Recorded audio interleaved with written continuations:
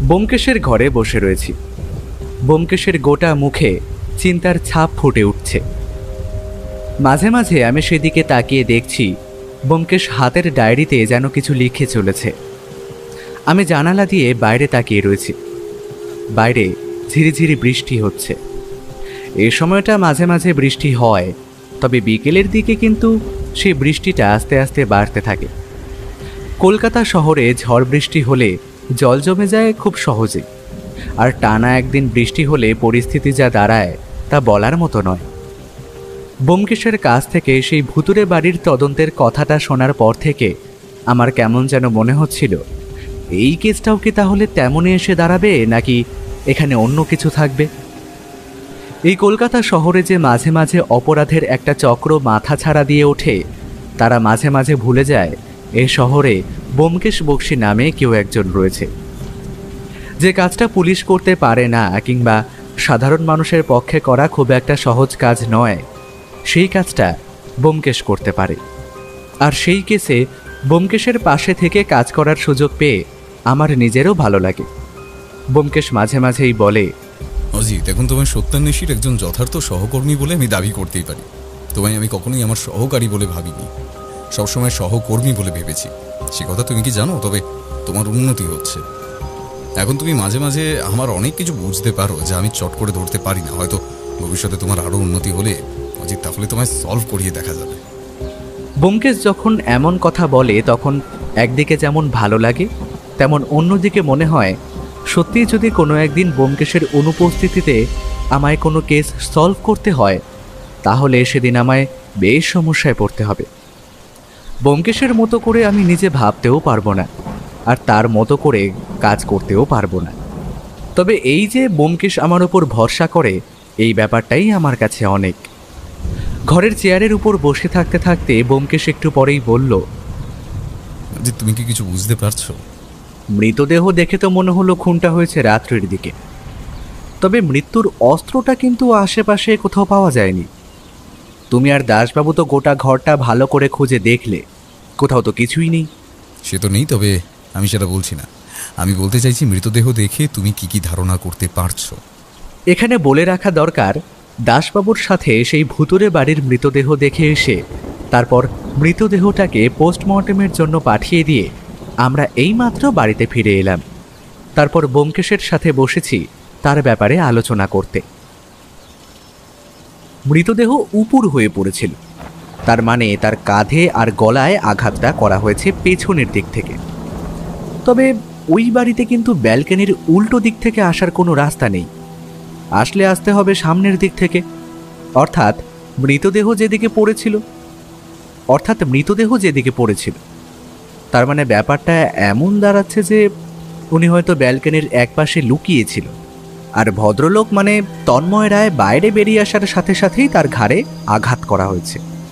অজিত, তুমি সবই দেখো, কিন্তু ভালোভাবে বোঝার চেষ্টা করো না। মৃতদেহটা নিয়ে আমি বলতে চাইছি না। আমি বলতে চাইছি খুনির ব্যাপারে তুমি কোনো ধারণা করতে পেরেছো? যেমন একটা কথা মনে করো, ব্যালকনির উপরে কিন্তু শুকিয়ে যাওয়া সামান্য পায়ের ছাপ ছিল। কাল রাতে বৃষ্টি হয়েছে, তাই ওই বাড়ির উঠোনে কিংবা আশেপাশে নরম মাটিতে পায়ের ছাপ ছিল।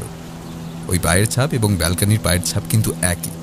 তার মানে তুমি বলতে চাইছো খুনি বাইরে থেকে এসেছে, ওখানে লুকিয়ে ছিল না? কিন্তু আমার কিন্তু মনে হচ্ছে তুমি মৃতদেহ পড়ে থাকার ধরনটা দেখেও কথা বলছো, কিন্তু ওটা হতেই পারে, এমনটা হতেও পারে খুনি খুন করার পরে মৃতদেহটা ওভাবে শুয়ে রেখেছে যাতে আমরা বিভ্রান্ত হই। আর মৃতদেহের পাশে কিন্তু একটা আধ খাওয়া সিগারেট পড়েছিল। তার মানে হামলাটা অতর্কিতে হয়েছে। কিন্তু এখন সমস্যা হলো, তার আশেপাশে বেশ কয়েকটা বাড়িঘর রয়েছে, তার মধ্যে দিয়ে খুনি এমন একটা সময় ওখানে এলো যখন খুব বেশি রাত হয়েছে বলে মনে হয় না। কারণ তাহলে ভদ্রলোক ঘরে ঘুমোতে যেতেন, কিন্তু তাহলে তাকে কেউ দেখলো না কেন? আশেপাশের লোকগুলো কিন্তু বলছিল ওই বাড়িটা নাকি ভুতুরে বাড়ি, ওখানে নাকি কেউ বেশি দিন থাকতে পারে না, কোনো রকম ভয় পায় নাকি। তাহলে ওই ভদ্রলোক এতদিন ধরে ওখানে ছিলেন কি করে? সেটাই তো হলো আমার প্রশ্ন, অজিত। ভদ্রলোক নিশ্চয়ই এই বাড়ির ভেতরে ব্যাপারটার কথা জানতেন, তাহলে সেখানে তিনি থাকতে এলেন কেন? আর ওই বাড়িটা তিনি ভাড়া নিলেনই বা কেন? এই বাড়ির মালিকের সাথে একবার কথা বলা দরকার, তাহলেই কিছু একটা জানা যেতে পারে। আর ওই ভদ্রলোকের ব্যাপারেও খোঁজ খবর নিতে হবে। তার ঘর থেকে কিন্তু এমন কিছু পাওয়া যায়নি যা থেকে জানা যায় ওই ভদ্রলোক কি কাজ করেন। আমার মনে হয় তিনি কোনো ব্যবসার সাথে যুক্ত ছিলেন, তবে সে ব্যাপারে কোনো প্রমাণ এখনো পাওয়া যায়নি। আমি একটু ভাবলাম আমরা ওখানে গিয়ে ঠিক কি কি দেখেছি। তারপরে বললাম, একটা কথা আমার মনে পড়ছে ব্যোমকেশ, হয়তো সেটা কেসে কোনো রকম সাহায্য করবে না, তবে তবে ব্যালকনির কয়েকটা জায়গায় বেশ পুরনো হয়ে আসা ইট বাইরে বেরিয়ে এসেছে। সেখানে কিন্তু একটা কাপড়ের টুকরো লেগেছিল বলে মনে হয়েছে, বুঝলে? যতদূর সম্ভব কারো পোশাক থেকে ছিঁড়ে গেছে ওটা। ব্যাপারটা আমিও দেখেছি অজিত, তবে আমি একটা কথা বলো তো, ওই ভূত প্রেতেরা সাদা কাপড় পরে কেন সবসময়? ব্যোমকেশের এই কথাটা শুনে আমি হেসে উঠলাম, কোনো উত্তরই দিতে পারলাম না। একটু পরে ও উঠে গিয়ে টেলিফোনে দাসবাবুর সাথেই বোধহয় কোনো বিষয় নিয়ে কথা বলল।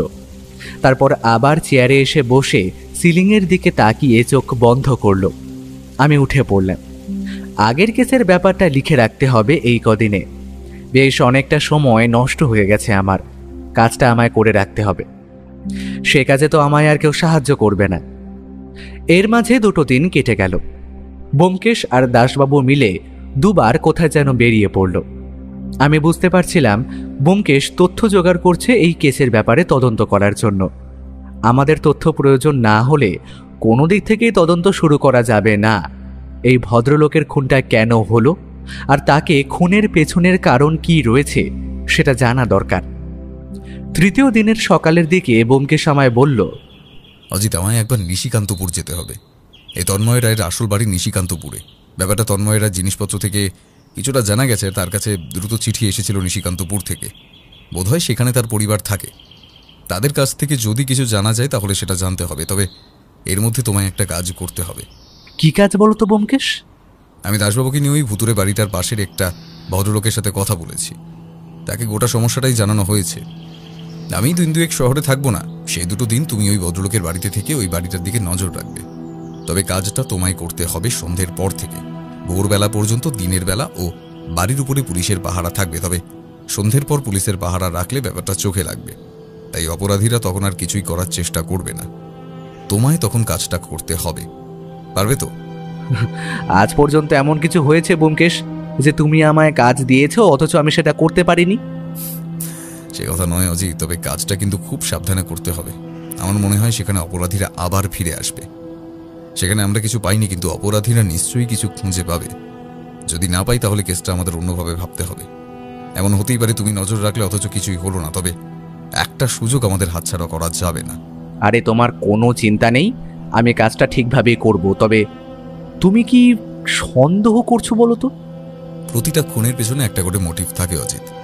এই খুনের পেছনেও একটা মোটিভ রয়েছে। সেই মোটিভটাই আমি খুঁজে বার করতে চাইছি। তোমার কাজটার উপর অনেক কিছু নির্ভর করছে অজিত।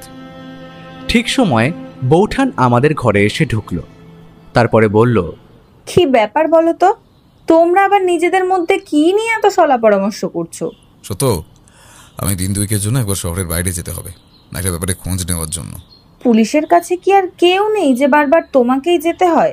তুমি বুঝতে পারছো না সত্য, শহরে একটা খুন হয়েছে। একটা ভুতুরে বাড়িতে এক ভদ্রলোককে খুন করা হয়েছে, তবে সবাই বলছে কাজটা নাকি কোনো মানুষ করেনি। বৌঠান একটু অবাক হয়ে আমাদের সামনের ফাঁকা চেয়ারটায় বসে পড়ল। তারপরে বলল, মানুষ করেনি? মানুষ করেনি মানে তাহলে কে করেছে? যে বাড়িতে খুন হয়েছে তার আশেপাশের লোকেরা বলছে ওই বাড়িতে নাকি মাঝে মাঝে ভূত দেখা যায়, আর সেই এই কাজটা করেছে। এখন মানুষ অপরাধী ছেড়ে তোমায় ভূতের পেছনে ছুটতে হবে নাকি? সত্য, এইসব কোনো কিছুর মধ্যে ভূতের ব্যাপার নেই। তোমার কি মনে হয় ভূত কখনো ছুরি দিয়ে খুন করতে পারে? ধরো মেনে নিচ্ছি ভূত আছে, তাহলে তাকে মানুষ খুন করতে ছুরি ব্যবহার করতে হবে কেন? আর তার পায়ের ছাপ ব্যালকনিতে, এমনকি বাড়ির বাইরে মাটিতে পাওয়া যাবে কেন? তদন্তে তোমরা কত দূর এগোলে? ব্যোমকেশ ইজি চেয়ারে হেলান দিয়ে 2 হাত মাথার পিছনে জোর করে বলল, এখনো কিছুই বুঝে উঠতে পারছি না সত্য। সেই কারণেই আমায় একটু বেরোতে হবে। যে ভদ্রলোক খুন হয়েছে তার ব্যাপারে একটু খোঁজ খবর করতে হবে। ঠাকুরপো তোমার সঙ্গে যাচ্ছে নাকি? না সত্য, তোমার চিন্তা নেই। তোমার ঠাকুরপোকে এবার নিয়ে যাচ্ছি না, আমি একাই যাব। তোমার ঠাকুরপোর এখানে কিছু কাজ রয়েছে, তাকে সেগুলো করতে হবে। এতটা যখন বললে তাহলে বাকিটাও খুলে বলো না। বৌঠান, ব্যোমকেশ আমায় ওই ভূতের বাড়ি পাহারা দেওয়ার জন্য রেখে যাচ্ছে। রাতের বেলা ওখানে ভূত আসে নাকি সেটা আমায় দেখতে হবে। বৌঠান যেন একটু অবাক হলো, আবার তারপরে একটু অবাক গলায় বলল, তার মানে তোমরা কি মেনে নিয়েছো যে ওই বাড়িতে ভূত আছে? ভূত থাকুক আর যেই থাকুক না কেন, সেটা অজিত লক্ষ্য রাখবে। আমি অন্য কাজ করব। আমি উঠি, বুঝলে? আমি একটু বেরোতে হবে, কিন্তু একটা কাজ বাকি আছে, সেগুলো সেরে আশা করছি আজকেই আমি বেরিয়ে পড়ব। এরপর আমাদের আর কোনো কথা হলো না। ব্যোমকেশ নিজের সময় বেরিয়ে পড়লে আমায় ভালো করে বুঝিয়ে দিয়ে গেল কি করতে হবে। আমিও ব্যাপারটা বুঝে নিয়েছিলাম, তাই সেদিন সন্ধ্যা হওয়ার একটু আগেই বাড়ি থেকে বেরিয়ে পড়লাম। সেই ভদ্রলোকের বাড়িটা ব্যোমকেশ আমাকে ঠিকমতো বলে দিয়েছিল।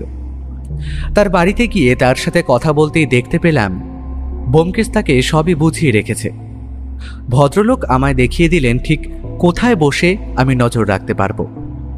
ওই বাড়ির জানালা থেকে সেই ভুতুরে বাড়িটা প্রায় ভালোভাবেই দেখা যায়। আমি সেখানে বসলাম। একভাবে বেশিক্ষণ বসে থাকতে ভালো লাগে না।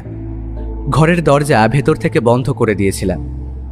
জানালার কাছে বসে জানালাটা সামান্য ফাঁক করে নজর রেখে চলেছি অনেক রাত পর্যন্ত, কিন্তু তেমন কিছুই হলো না। বসে থাকতে থাকতে একসময় আমার চোখে ঘুম জড়িয়ে আসছিল, বারবার ঘুমটা ভেঙে যাচ্ছিল। আমি প্রায় বসে বসে বাড়ির দিকে নজর রাখলাম। মাঝে মাঝে আশেপাশের লোকজনের চাপা শব্দ ভেসে আসছিল, তবে ওই বাড়িতে কিন্তু কিছুই দেখতে পেলাম না। একবার মনে হলো যেন ব্যালকনিতে একটা ছায়া নড়ে উঠল, কিন্তু ভালো করে তাকিয়ে দেখি কোথাও কিচ্ছু নেই। বাড়ির ব্যালকনিটা এখান থেকে ভালোভাবে দেখা যায়।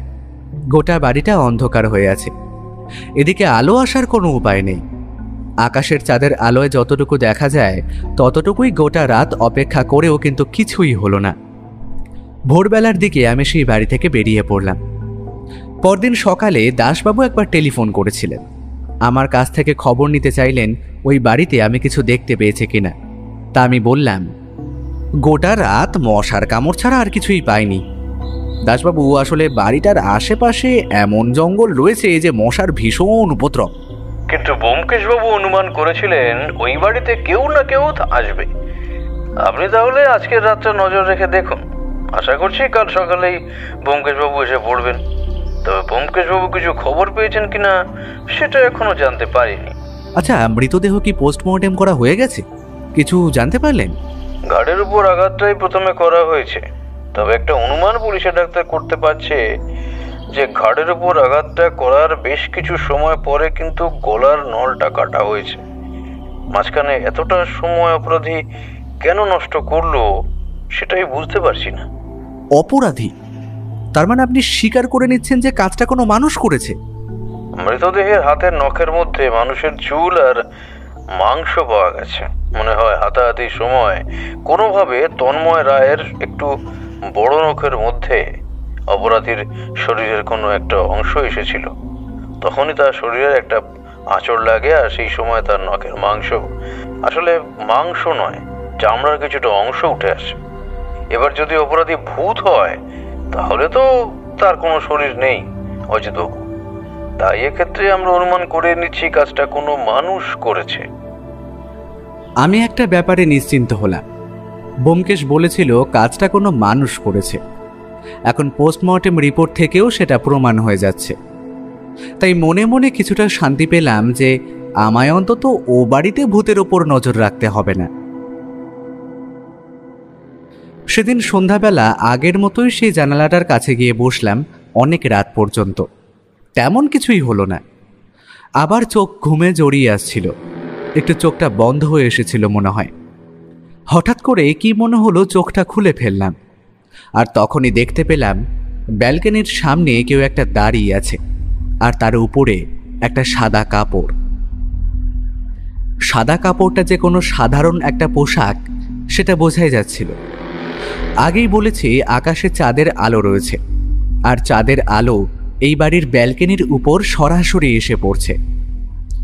সাদা পোশাক পরা যেই হোক না কেন, সে ঘরের দরজার কাছে দাঁড়িয়ে কিছু একটা করছে বলে মনে হলো।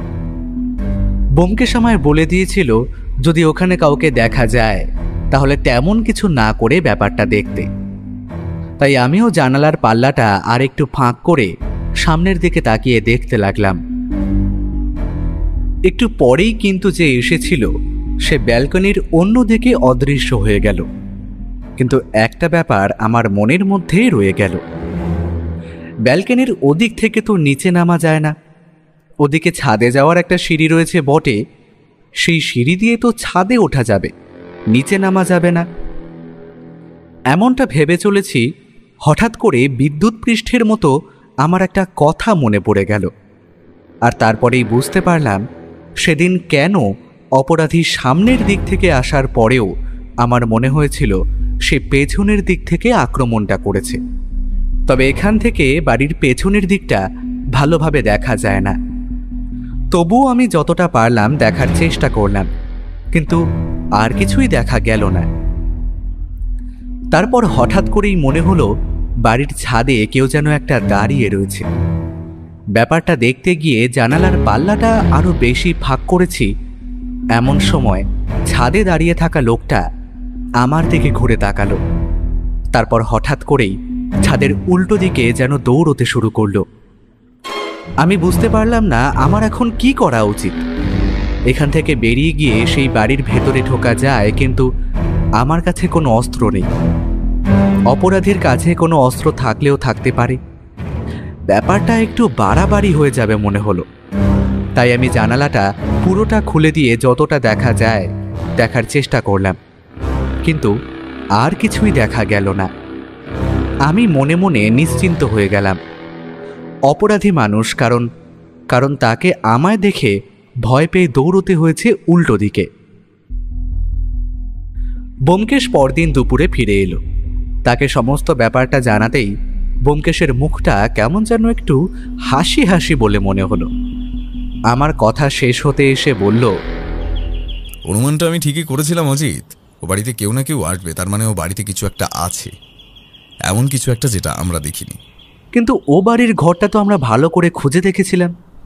যদি কিছু থাকতো তাহলে তো সেটা আমাদের নজরে পড়তো। একবার ভালো করে ভেবে দেখো, যদি কিছু না থাকতো তাহলে অপরাধী আবার ফিরে আসছে কেন? আর তাছাড়া পোস্টমর্টম রিপোর্ট বলছে মৃত লোকটার সাথে অপরাধের হাতাহাতি হয়েছিল, আর ঘাড়ে আঘাতের বেশ কিছুক্ষণ পরে গলায় আঘাত করা হয়েছে। তার মানে অপরাধীর সাথে তন্ময় রায়ের বেশ কিছুক্ষণ কথাবার্তা হয়েছে। কিন্তু অত রাতে তাদের কোন বিষয় নিয়ে কথা হলো? তাহলে কি ও বাড়িতে যেটা আছে সে বিষয়ে অপরাধী তাহলে সেটাই কি নিতে এসেছিল? শেষের কথাগুলো ব্যোমকেশ যেন নিজের মনেই বলল বলে মনে হলো। আমি চুপ করে বসে রইলাম। কাল রাতে যতটা আমি দেখেছি সবটাই ব্যোমকেশকে খুলে বলার চেষ্টা করেছি, কিন্তু এখানে আমাদের একটা সমস্যা হয়ে গেল। অপরাধী বুঝতে পেরেছে ওই বাড়ির উপর নজর রাখা হচ্ছে। তাহলে অপরাধী আবারও বাড়িতে খুব শিগগিরই আসবে বলে তো মনে হয় না।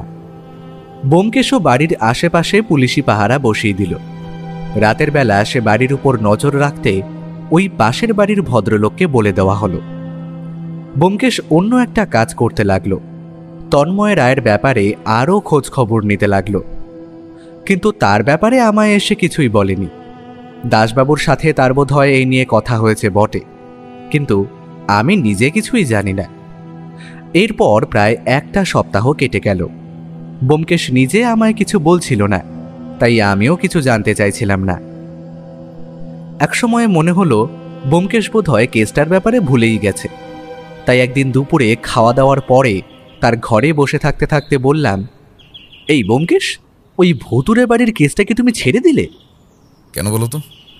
না, কেসের ব্যাপারে তুমি কিছু করছো বলে তো মনে হচ্ছে না। নতুন কোনো সূত্র খুঁজে পেয়েছো কি? তন্ময় রায়ের ব্যাপারে আমি খোঁজ নিয়েছি। লোকটা খুব একটা সুবিধার ছিল বলে মনে হচ্ছে না। ভদ্রলোক নিজের গ্রাম ছেড়ে অনেকদিন আগেই কলকাতায় এসেছে। তাহলে সে এতদিন ছিলেন কোথায়, আর তার আসল ব্যবসাটা কি? তার ব্যবসা যে খুব একটা সহজ পথে নয় সেটা বোঝাই যাচ্ছে। তুমি জানো অজিত, আমার কয়েকজন গুপ্তচর রয়েছে।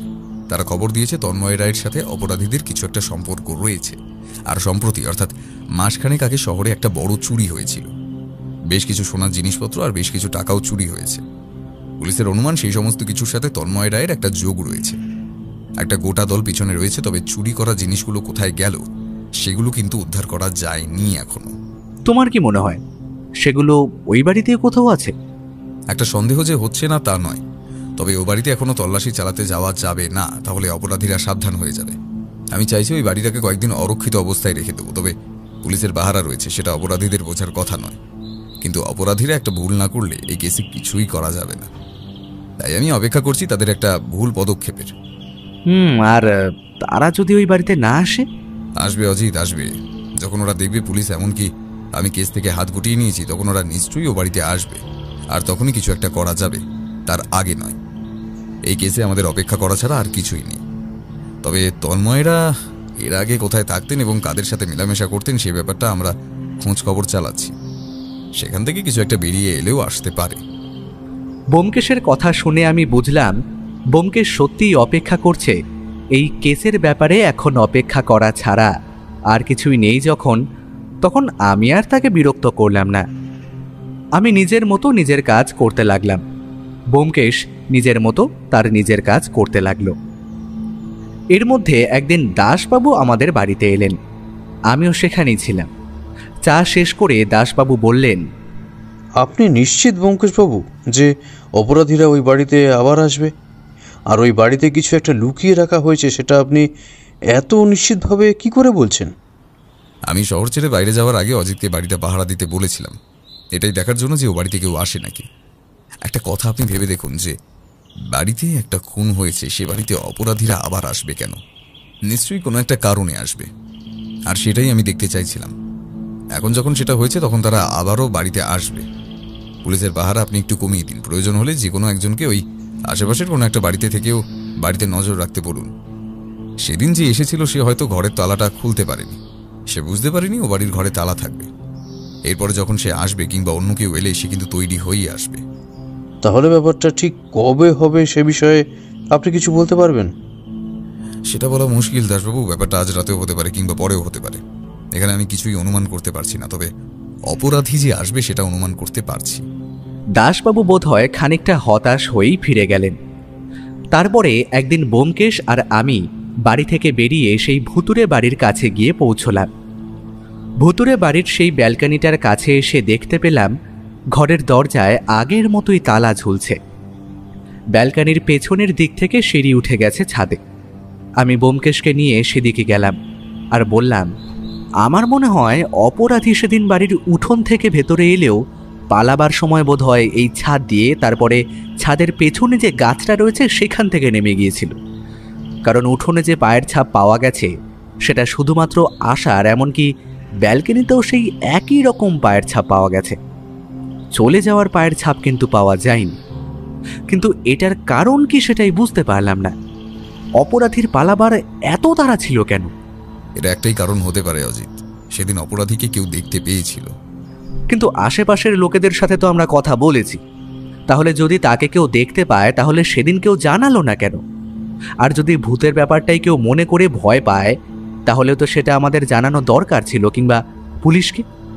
ব্যোমকেশ কিছুক্ষণ চুপ করে রইল, তারপর হঠাৎ করে বলল, অপরাধীকে কেউ দেখেছিল অজিত, না হলে তাকে ছাদ থেকে পালাতে হবে না। এখান থেকে গাছের ডাল বেয়ে নিচে নামা খুব একটা সহজ কাজ নয়। যদিও মনে করি অপরাধী এই কাজ খুব ভালোভাবে করতে পারে, তবুও এতটা ঝুঁকি সে নেবে না। খুনটা রাতের বেলা হয়নি। ব্যোমকেশের এই কথায় আমি এবার একটু অবাক হয়ে গিয়ে বললাম, খুনটা রাতের বেলা হয়নি? তাহলে কখন হয়েছে? খুনটা হয়েছে সন্ধ্যের দিকে। ওই ভদ্রলোককে রাতের বেলা কিন্তু কেউ ব্যালকনিতে এসে দাঁড়াতে দেখত না। সে ব্যালকনিতে এসে দাঁড়াতো সন্ধ্যের দিকে, আর সেই সময় খুনটা হয়েছে। আর আমার মনে হচ্ছে খুনি খুন করার অভিপ্রায় নিয়ে তার কাছে আসেনি, এসেছিল অন্য কোনো কারণে, পরে বাধ্য হয়ে খুন করেছে। কেউ তো দেখেছে অজিত, কেউ তো দেখেছে। আমরা ছাদের ওপর দাঁড়িয়ে এদিক ওদিক তাকাতে লাগলাম। যে বাড়িতে আমি রাতের বেলা ছিলাম তার উল্টো দিকের একটা বাড়ির জানালার দিকে নজর পড়তেই ব্যোমকেশ বলে উঠল, ওই বাড়ির জানলাটা থেকে এই ব্যালকনিটা বোধহয় ভালোভাবে দেখা যায়, তাই না অজিত? কিন্তু জানলাটা বন্ধ রয়েছে। এমন সময় ঘরের জানলা এমনভাবে বন্ধ করে কেউ রাখবে না। ব্যাপারটা একটু সন্দেহজনক বলে মনে হচ্ছে। চলো তো। ব্যোমকেশের কথায় আমি অবাক হলাম। ব্যোমকেশ ওই বাড়ির জানালাটা নিয়ে হঠাৎ পড়ল কেন? সে বাড়ির জানালা থেকে বাড়ির ব্যালকনি দেখা যেতেই পারে, কিন্তু সেটা নিয়ে এত সন্দেহ করার কি হয়েছে? ব্যোমকেশের কথায় আমি আর ব্যোমকেশ সেই বাড়ির সামনে গিয়ে দাঁড়িয়ে দরজার কড়া নাড়লাম। বাড়ির ভেতর থেকে এক বয়স্ক ভদ্রলোক বাইরে বেরিয়ে এসে আমাদের দেখে বললেন, আরে ব্যোমকেশবাবু যে, আসুন আসুন, ভেতরে আসুন। ক্ষমা করবেন, আমাদের বসার সময় নেই, একটা কথা জানতে এসেছি আমরা। বলুন ব্যোমকেশবাবু, কী জানতে চান? তবে ওই খুনের ব্যাপারটা কি কোনো তদন্ত করতে পারলেন? দেখুন ব্যোমকেশবাবু, মানুষ খুন করলে সে ব্যাপারে তদন্ত করা যায়, কিন্তু ভূতের ক্ষেত্রে কি সেটা হয়? আপনার মনে হতেই পারে ভূত খুন করেছে, কিন্তু আমার মনে হচ্ছে কোনো মানুষই খুন করেছে, আর সেই ব্যাপারেই আপনার সাথে কথা বলতে চাইছি। আচ্ছা, আপনার ওই দোতলার ঘরের জানলাটা এই সময় বন্ধ কেন? ও ঘরে কি কেউ থাকে না? ও ঘরে ও ঘরে আমার ছেলে থাকে ব্যোমকেশবাবু। আসলে ছেলে মাসখানেকের জন্য শহরের বাইরে গেছে, আর সে ওই ঘরে থাকে। তাই ও ঘরে আমাদের আর যাওয়ার প্রয়োজন খুব একটা পড়ে না, তাই দরজা জানলা সবই বন্ধ। আপনার ছেলে শহরের বাইরে গেল কখন? ওই যে যেদিন ওই বাড়ির ভদ্রলোক মানে তন্ময় রায় খুন হলেন, সেদিন অনেক সকালেই আমার ছেলে বেরিয়ে পড়েছে। তবে তখন তো আর জানা যায়নি খুনটা হয়েছে, সেটা তো জানা গেছে অনেক পরে। আপনার ছেলেটি কবে ফিরবে? আর আপনার ছেলের সাথে কি একবার কথা বলা যায়? টেলিফোনে কথা বললেও হবে, তার মানে সে যেখানে গেছে সেখানকার টেলিফোন নাম্বারটা যদি আমাদের দেন। ওর মাসির বাড়িতে গেছে। আসলে ওখানে একটা কাজের কথা চলছে, তাই ওখানে মাসখানেক থাকবে। আমি ওখানকার টেলিফোন নাম্বার দিয়ে দিচ্ছি। কিন্তু কি ব্যাপার বলুন তো ব্যোমকেশবাবু, আপনি কি কিছু সন্দেহ করছেন? তেমন কিছু নয়, সেদিন রাতেও তো ওই বাড়িতেই ছিল, কিছু দেখেছে নাকি সে ব্যাপারে একটু কথা বলতাম। জগন্নাথ বাবুর কাছ থেকে তার ছেলের বর্তমান টেলিফোন নাম্বারটা নিয়ে আমরা চলে এলাম। পথে হাঁটতে হাঁটতে হঠাৎ করে একটা কথা আমার মনে পড়ে গেল, তাই বললাম, আচ্ছা ব্যোমকেশ, এই তন্ময় রায়ের একটা দোকান রয়েছে তুমি বলেছিলে না? আর সেই দোকানে একটা কাজের লোক রয়েছে, যে লোকটি সেদিন প্রথম মৃত দেখেছিল, সেই লোকটার ব্যাপারে তো কোনো কিছু বললে না। অজিত, তোমায় ব্যাপারটা বলা হয়নি। আসলে সেদিন রাতে লোকটা হঠাৎ করেই গাড়ি চাপা পড়েছে। কোনো একটা গাড়ি রাস্তা দিয়ে যাওয়ার সময় হঠাৎ করে ভদ্রলোককে ধাক্কা দেয়। তাকে হাসপাতালে নিয়ে যেতে যেতেই সব শেষ। তবে লোকটা বলেছিল গাড়িটা নাকি তাকে ইচ্ছে করেই ধাক্কা দিয়েছে। ধাক্কা দেওয়ার পরে আশেপাশে খুব একটা লোকজন ছিল না, একটা পানবিড়ির দোকানের লোক ছুটে এসেছিল, তবে তার আগেই গাড়িটা নাকি অনেক দূরে চলে গেছে। তার মানে কি ওই লোকটা কিছু জানতো? গোটা ব্যাপারটাই কাকতালীয় হতে পারে অজিত। শহরে তো মাঝে মাঝেই কত লোক গাড়ি চাপা পড়ছে, এমনই হতে পারে। আবার এটাও হতে পারে তাকে কোনোভাবে খুন করা হয়েছে। তুমি বলেছিলে তন্ময় রায়ের কাজের ব্যাপারে কোনো কিছুই বুঝতে পারছো না, তার তো একটা দোকানের ব্যবসা রয়েছে, তাহলে? ওটা ওনার আসল ব্যবসা নয়, দোকান খুব একটা ভালো চলতো না, তবুও দোকানটা খুলে রাখা হয়েছিল। আসলে ওটা বোধহয় দেখানোর জন্য, না হলে সবার সন্দেহ হতে পারে ভদ্রলোক সারাদিন বাড়িতে কেন থাকেন, কোনো কাজকর্ম করেন না। ওটা আসলে একটা সামনে রাখা আয়নার মতো, যে আয়নাটা রাখলে আয়নার পেছনে কি হয়ে চলেছে সেটা দেখা যাবে না। আচ্ছা ব্যোমকেশ, এমনটা হতে পারে না ভদ্রলোক মানে সেই জিনিসটা যেটা অপরাধী খুঁজতে এসেছিল সেটা তার দোকানেই কোথাও রেখে দিয়েছে, দোকানের লোকটি সেটা বুঝতে পারেনি, কিন্তু তন্ময় রায় সেটা জানতো, আর অপরাধীও সেটা বুঝতে না পেরে তার বাড়িতে খুঁজতে এসেছিল। সে সময় হাতাহাতিতে খুনটা হয়, কিন্তু তারপরে অপরাধী বারবার ওই বাড়িতে আসছে। তার একটাই কারণ হতে পারে যে সেই জিনিসটা সে এখনো খুঁজে পায়নি। তুমি তো এটা নিজেই বলেছ। তুমি ভুল করছো অজিত, দোকানটাও আমরা খুঁজে দেখেছি, কিন্তু সেখানে এমন কিছুই খুঁজে পাওয়া যায়নি যেটা দামি কিছু বলে মনে হতে পারে, যেটার জন্য তন্ময় রায়কে খুন হতে হলো। আমার মনে হয়েছিল চেষ্টার ব্যাপারে হয়তো কোনো একটা সূত্র আমি অনুমান করতে পেরেছি, কিন্তু ব্যোমকেশের এই কথাটায় আমার এই ভাবনাটাও নস্যাৎ হয়ে গেল। আমি কিছুই বুঝতে পারছিলাম না। একটা ব্যাপার মনে হচ্ছিল যে সেই চুরি যাওয়া সোনার জিনিসপত্র, এমনকি টাকা পয়সা, সমস্ত কিছুই হয়তো তন্ময় রায়ের কাছে লুকোনো ছিল, কিন্তু সেটা কোথায় রয়েছে যার জন্য অপরাধী বারবার ফিরে আসছে, যার জন্য ব্যোমকেশ অপেক্ষা করছে। কোথায় কোথায় কিছুই বোঝা যাচ্ছিল না, কিছুই বেরিয়েও আসছিল না। সেদিন বাড়িতে ফিরে ব্যোমকেশ সেই টেলিফোন নাম্বারে টেলিফোন করে জগন্নাথ বাবুর ছেলে জগদীশকে খোঁজে, কিন্তু জানা যায় সে সেই মুহূর্তে বাড়িতে নেই। সেদিন রাত্রের দিকে জগদীশ নিজেই টেলিফোন করে ব্যোমকেশকে তাদের কথাবার্তা হওয়ার পরে ব্যোমকেশ আমার সামনে এসে বসে বলে, অজিত, আমার অনুমান খুব একটা মিথ্যে ছিল না। সেদিন রাতে ওই জানলাটা খোলা ছিল, আর সেই জানলা দিয়ে জগদীশ ওই ব্যালকনিতে সাদা কাপড় পরা কাউকে দেখেছিল। জগদীশের সাথে তার চোখাচোখি হতেই সে ছাদের সিঁড়ি দিয়ে উপরের দিকে চলে যায়। তবে তুমি খেয়াল করে দেখবে, ওই জানলা থেকে বাড়ির সামনের দিকটা, এমনকি ব্যালকনিটা দেখা গেলেও পেছনের দিকটা কিন্তু ভালোভাবে দেখা যায় না। আমার মনে হয় জগদীশ দেখতে পেয়েছিল বলেই সে তাড়াতাড়ি ছাদের দিক থেকে পালিয়ে গিয়েছে। সবই বুঝতে পারছি ব্যোমকেশ, কিন্তু এখন তুমি কি করতে চাইছো? অপরাধীকে ধরার কোনো রাস্তা কি তোমার কাছে আছে? ব্যোমকেশ কোনো উত্তর দিল না। তার মৌন থাকার কারণ আমি বুঝতে পারছিলাম। ব্যোমকেশ কেসটা নিয়ে এখন ভালোভাবে কিছুই বুঝে উঠতে পারেনি। সে বুঝতে পেরেছে ওই বাড়িতে কিংবা তন্ময় রায়ের কাছে এমন জিনিস লুকোনো আছে যেটা অপরাধীদের চাই, আর সেটা নিশ্চয়ই দামি কিছু একটা হবে। তার জন্য অপরাধীরা আবার ওই বাড়িতে আসবে, কিন্তু সেটা কবে হবে সেটাও ব্যোমকেশ কিছুই বলতে পারছিল না। আমি আর ব্যোমকেশকে সে সময় ঘাটাতে চাইছিলাম না, তবে ব্যোমকেশ নিজেই বলল, কিছুই বুঝতে পারছি না অজিত, কি করা উচিত।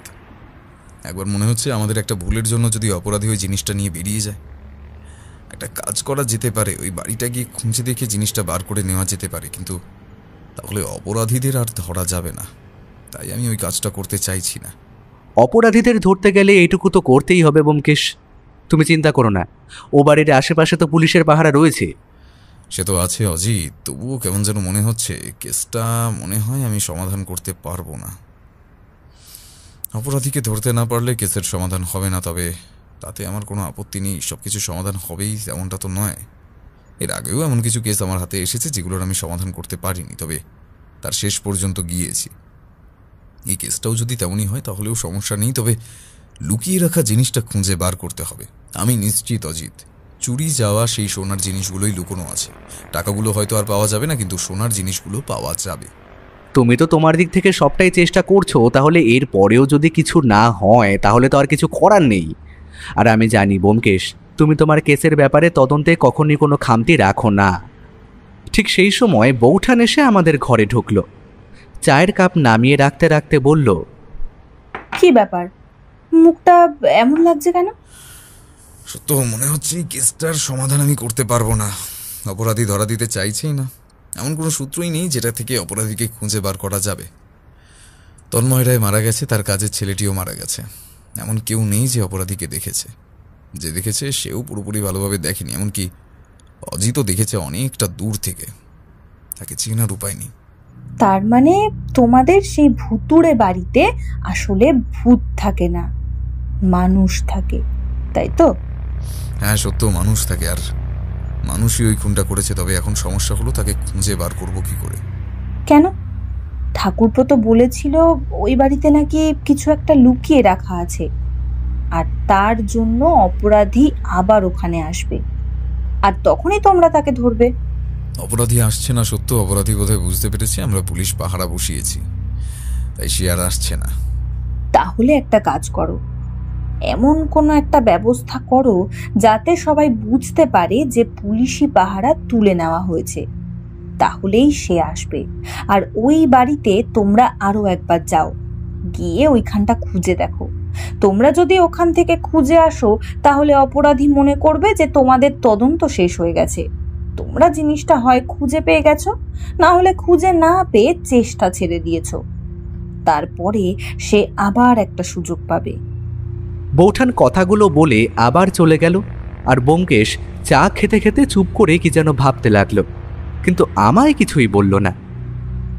এরপরে প্রায় আরও সপ্তাহখানেক কেটে গেল, কিন্তু আমরা কিছুই জানতে পারলাম না। একদিন সকালে ব্যোমকেশ একটু উচ্ছ্বসিত হয়ে আমাকে তার ঘরে ডেকে পাঠালো।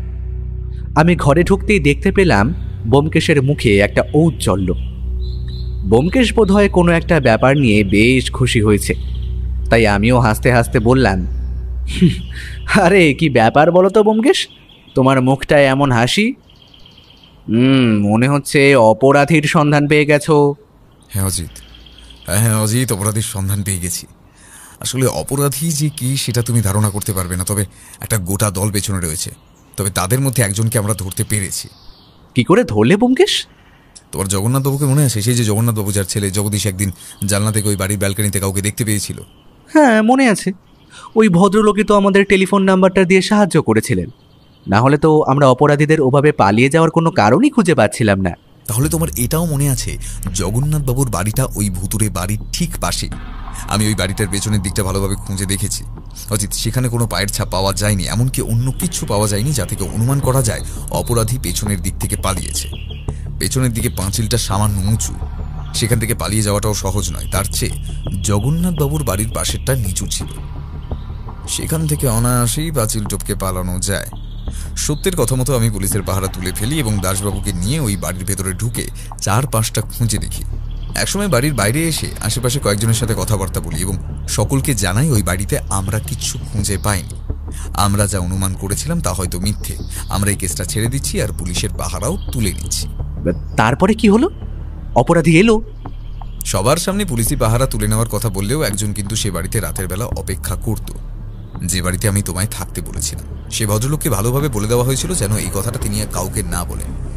ভদ্রলোক বাড়িতে একাই থাকতেন, তাই সেক্ষেত্রে তার খুব একটা অসুবিধা হয়নি। আর সেদিন রাতেই ঘটল ব্যাপারটা।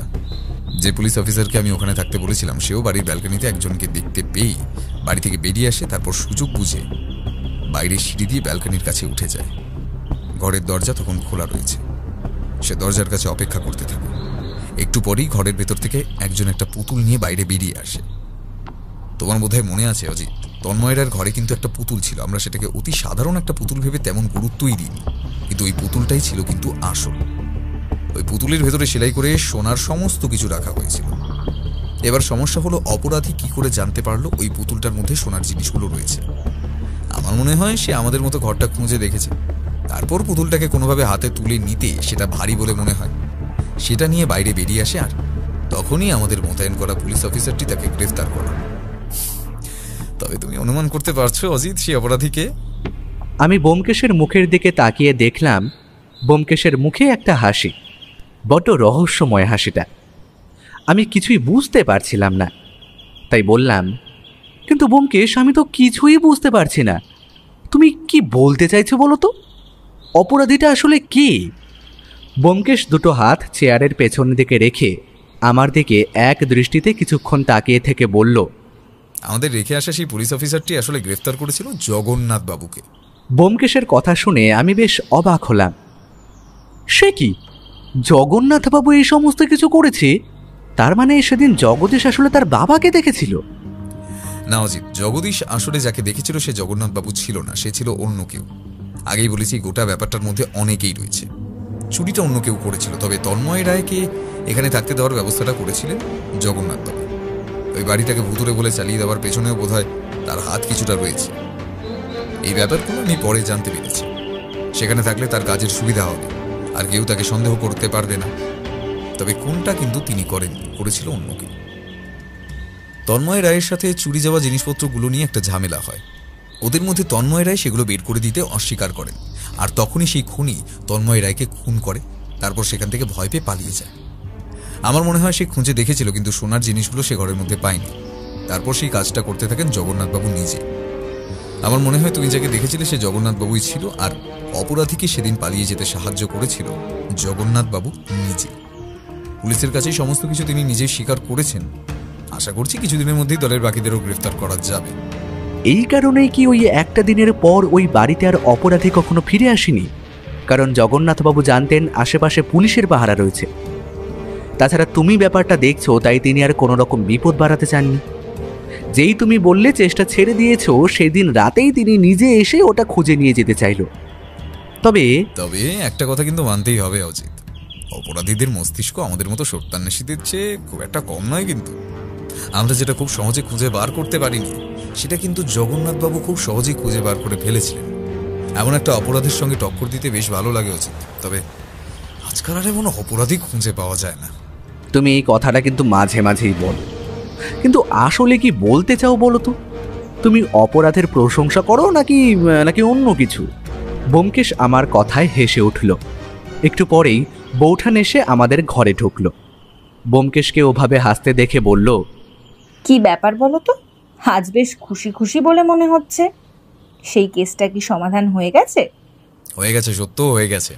তুমি যেটা বলেছিলে আমি সেটাই করেছিলাম, আর তারপরে অপরাধী নিজেই এসে ধরা দিল। তবে এখনও দলের অনেকে ধরতে বাকি রয়েছে, তাদের সবাইকে ধরা যাবে। তবে একটা ব্যাপার সত্য। ব্যোমকেশের এই কথায় বৌঠান আর আমি দুজনেই ব্যোমকেশের দিকে তাকালাম।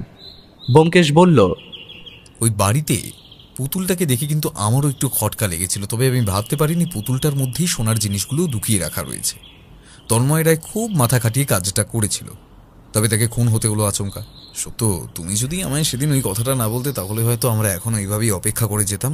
অপরাধীর জন্য, আর জগন্নাথবাবু অপেক্ষা করে যেতেন আমাদের এই কেসটা থেকে সরার জন্য। তারপরে তিনিও বাড়িতে এসে জিনিসগুলো উদ্ধার করার চেষ্টা করতেন। ব্যাপারটা এত তাড়াতাড়ি মিটতো না।